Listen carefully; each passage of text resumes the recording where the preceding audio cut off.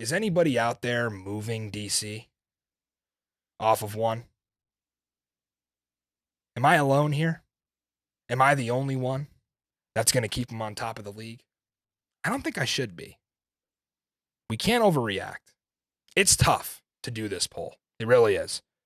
But if you ask me today about the top 3, I think Seattle and St. Louis will both go 2-1 to end the season. They'll both be 7-3, both with 2 losses to DC and a win over Vegas. Stay with me here. The second level of that tiebreaker is not going to matter at that point. The third level is strength of victory. They both swept the South. The fourth level is point differential. Points scored versus points against. So you better believe June Jones is going for 3 down the stretch here, no matter what Jim Haslett says. Point differential could matter. Head-to-head is everything. I get that.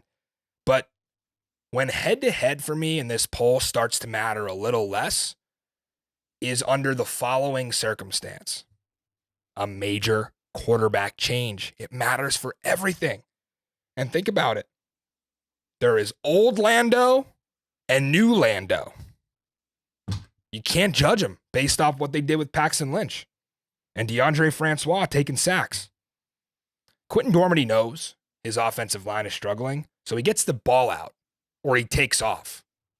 He doesn't take these sacks. Another major change was Vegas. They trade Perez away and McClendon looked phenomenal. Different football team with a different quarterback. San Antonio could have been that. But Kurt Benkert broke his ribs, and that's just a brutal situation.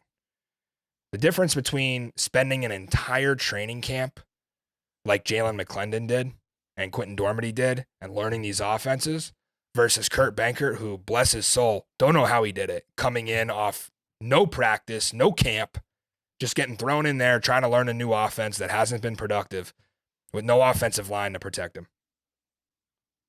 Sucks for Kurt Benkert, but we said Arlington was spinning their tires offensively a little bit. They're now at 7 because they found their groove a little bit offensively. Like I said, 22 first downs against Seattle.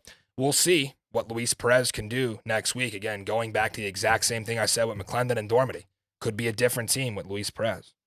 A lot of you are telling me he's going to change everything. I don't know if I'd go that far, but you have to think the league probably thought about this move and said, if we're going to have Arlington in the playoffs, which it's looking that way at press time, and they hold serve here down the stretch, you're going to have good quarterback play because people are going to be watching these semifinal games. They want to see quality football.